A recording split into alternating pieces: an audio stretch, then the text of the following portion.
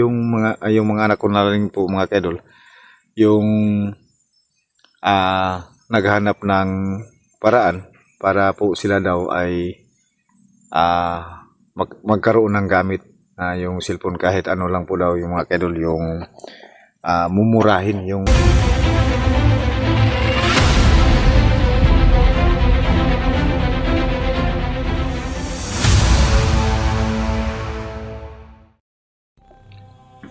So ayan mga kaidol, no, welcome back po ulit sa ating channel, Bird Strike TV.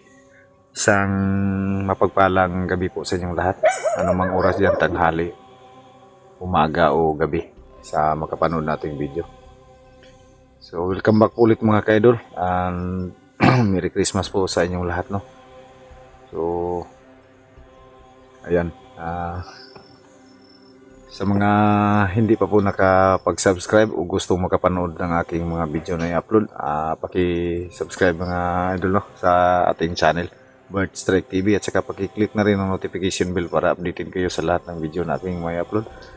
So ulitin ko sa inyo mga kaidol, no, Merry Christmas po sa inyong lahat. Maraming salamat po sa inyong walang sawang suporta. So ayan, shout out tayo mga kaidol, no. Shout out kay Lorna Villa Gonzalo, kay Edna Vargas, shout out, no. Shout out kay Maming Talaba, yan, kay Chuna Unik, shout out, no, kay Sir Rinaldo Barito, Nisis Family, Garcia Family, no, from Taytay. So shout out na rin po. Maraming salamat po talaga kay Ma'am Anurada Mateo. So ayan, maraming salamat po ma'am sa yung pamaskong handog po sa amin, sa aming pamilya. So pati na po kay mama sa yung pabigay na pang pamasko, no. So ayan, may ano po kami. So maraming salamat po sa iyo ulit ma'am, no, Ma'am Anurada Mateo. Thank you so much ma'am sa yung pabigay. So tuloy natin yung shout out, big shout out sa iyo ma'am Anurada Mateo. Thank you so much po. Shout out na rin kay Ma'am Lynn Hugo, kay Idol Ninit Galvis. Ayan, shout out. Shout out sa mga solid viewers ko mga kaidol, no, mga silent viewers ko, pati na rin sa mga basher ko mga kaidol. Shout out na rin po sa inyong lahat. So ayan, palagi po tayong update dito mga kaidol sa ating sitwasyon mga kaidol, no. So ayan, ilang gabi na hindi naman po tayo inano ng asong mga kaidol, no. So ayan, pasasalamat na lang po tayo mga kaidol, kasi sa mga kabila ng mga pangyayari ay hindi na tayo inano dito, no. Ilang gabi tayong nagbabantay dito. So wala naman po nangyari mga kaidol, hindi naman po sila nagpaparamdam. At least man lang mga kaidol makapagpahinga na po tayo ng mahinahon mga kaidol, no, sa sitwasyon, kasi malapit na po yung bagong taon mga kaidol, no. So nagpapasalamat pa rin po ako mga kaidol sa mga pangyayari na kahit papano ay nalalampasan ko po, no, kahit sa mga basher ko po na hindi naniniwala. So ayan, tanggap po naman po. So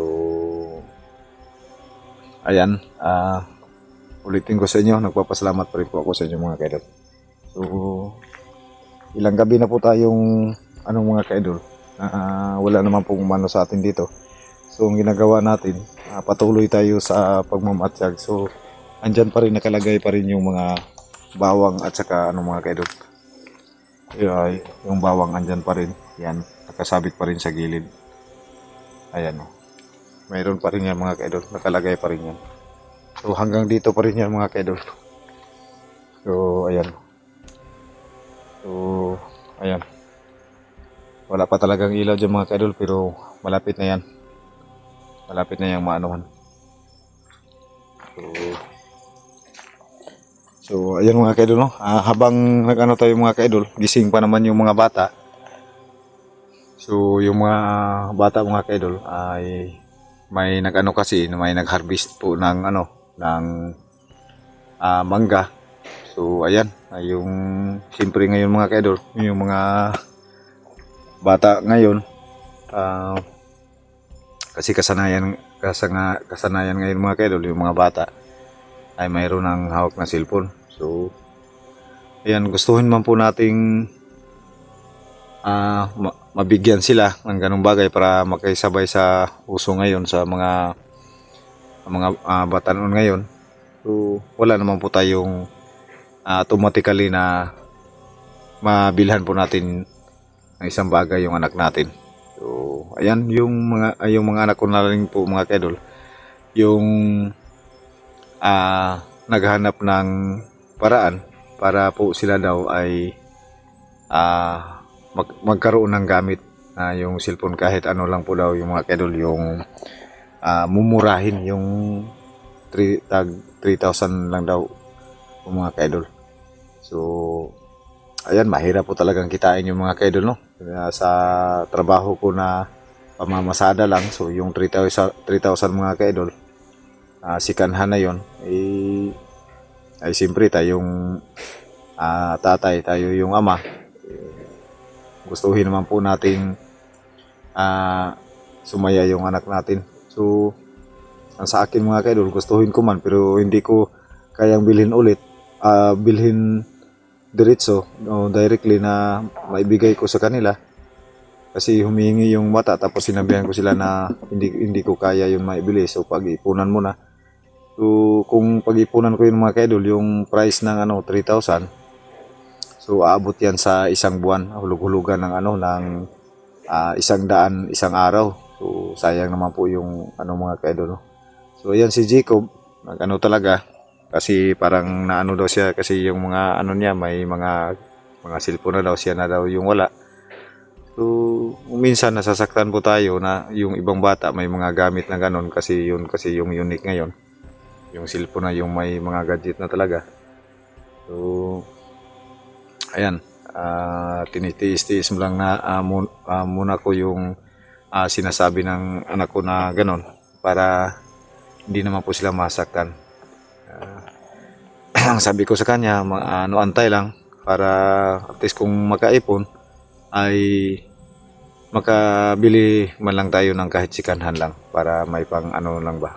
So yan, iwan ko kung kasi may mga yun. So lahat naman po tayo may mga pamilya, tapos gustuhin nating medyo sumaya naman yung mga anak natin kahit papaano. So ayaw ko lang mga kaidol iparanas sa kanila yung naranasan ko nung bata pa ako, na kahit sa sa damit lang ay isang, yung nag-aaral pa po kasi ako, high school, yung ayan, isang pantalon lang at saka isang uniform yung binabalik-balik ko sa pag-eskwela. Pag uwi galing eskwelahan, labahan na naman, tapos ihangir. Pag hindi matuyo, ayan, hindi makapag-aral kasi walang uniform na maisuot. So yun ang iniwasan ko sa mga anak ko mga kaidol. So sa ngayon, gusto nang makisabay ng mga bata sa uso ngayon. So ayan, si Jacob talaga mga kaidol, humanap talaga ng paraan. May kasi nagpa-harvest ng dito sa kabila ng mangga. So ayan, silang tatlo, ayan, nakapag yung tinatawag na nakapaghagdaw, yung yung tapos na naharbisan, tapos yung mga naiwan, ayun ang kukunin nila, so para maibenta. So ayan, update natin mga kaidol, no, yung mga nakuha nilang mangga. So sana maibenta, tapos hindi naman ito maibenta ng diretso na directly na maibenta to na tricky diretso. So ayan, pag may binta, tago muna, tapos pag-ipunan kung hanggat saan makaya yung tricky na pang cellphone. So ayan, ipapakita ko lang po sa inyo mga kaidol habang nagbabantay po tayo dito sa paligid, o nagmamasid kung yung mga nangyari sitwasyon dito. So maghimay po tayo ng mangga, para mag-classify po tayo ng mangga nung nakuha nila sa paghagdaw, para maibenta mga kaidol. Tapos pagtapos binta, tago muna yung pera kasi hindi naman kasya. So para mapag-ipunan yung kulang. So papakita ko lang po sa inyo mga kaidol, sayang naman po mga kaidol, kasi iba-vlog ko lang po ito, kasi sayang naman po kung wala akong may upload sa ating YouTube. Kahit maliit lang yung views mga kaidol, okay lang po yun. at least maano po tayo. So papakita ko sa inyo mga kaidol, no. So yan. So andito si Jacob mga kaidol. So yung mga naano nilang mangga, mga nahag daw ito, yun, no? Mga medyo maliliit. So ayan. So iwan ko lang kung magkano yung kilo sa ano doon sa palengke para may binta, may mga ano pa yung papel. Ito ayun, native to na mangga mga kaidol. Ayan, hinog na. So yung iba dito, yung mga malalaki, yung tinatawag na mangga Cebu, yun po ang mabinta doon sa palengke. So kaklasify na natin to. Tapos ito pa, may mga biyak-biyak na. Pero okay na to, may bibili pa siguro nito. Yan, oh. Ito yung mga ano. So pakita ko sa inyo mga kaidol, oh. May dito pa sa loob. So ayan si Jico mga kaidol, nag-ano siya ng kanyang mangga, oh. Pinagsiparit niya, ano. Gusto talaga niya magkaroon ng ano ba. Ayan, oh. Yan yung mga nahuli niya. Ano yung mga nakuha niya. So ito mo. Ito, plus ito. Ito kubo. So tingnan nyo mga kaidol. Yan. Yan yung mga ano ni Jacob. Yan siya mismo ng ano, classify. Ito may mga ano, bulok na, oh. Ito yung mga ano, pag mahinog to mga kaidol, kung walang ulam, ay pwede na ito iulam mga kaidol, no? Mangga. Ayan. Classify siya. Habang nagbabantay. Hindi pa natutulog yan.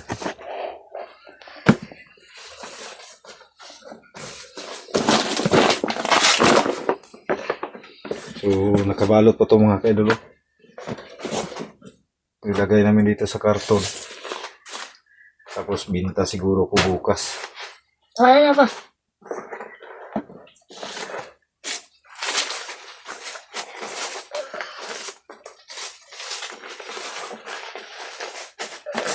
Ayan.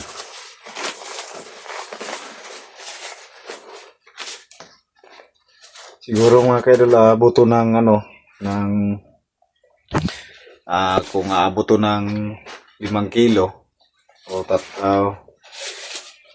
kilo, i-times mo sa tag 40 ang kilo. So 10 kilos times 40, 400 yung ano, yung binta, yung mapira dito mga kaidol.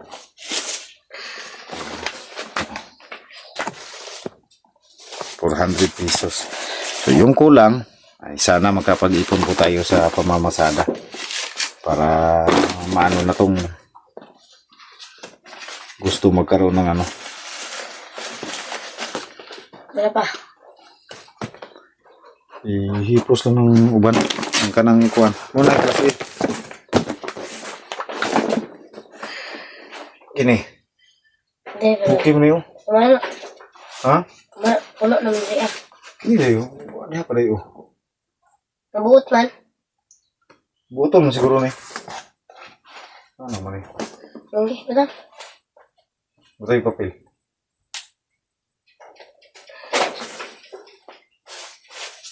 Wala siya tinikapi.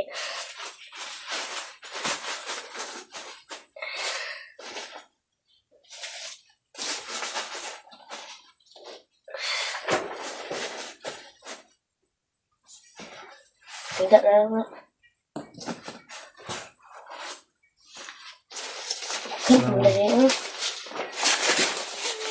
Okay mo na yun. Ang tawa na. Isirado na.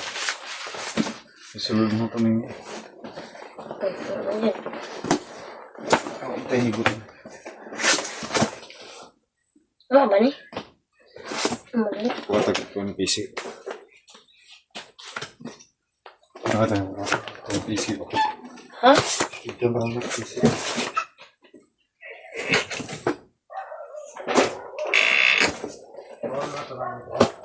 Oh.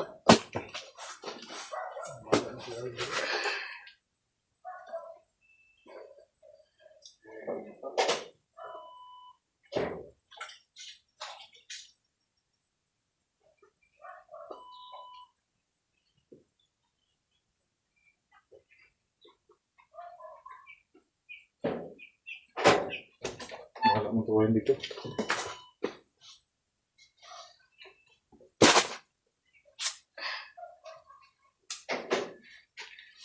Nasaan ito gikot? Ang tuwain dito? Kuhan ni kuhan. Ha? Hmm? Karena butuh dulu bro to. So, ayan mga kedol no. Hanggang dito na lang po yung video natin mga kedol no. Kasi gabi na po. Tapos magbabantay pa po tayo. So, maraming salamat mga kedol sa inyong walang sawang suporta. God bless po sa inyong lahat and Merry Christmas po. And advance Happy New Year po sa inyong lahat mga kedol no. Maraming salamat po sa inyo.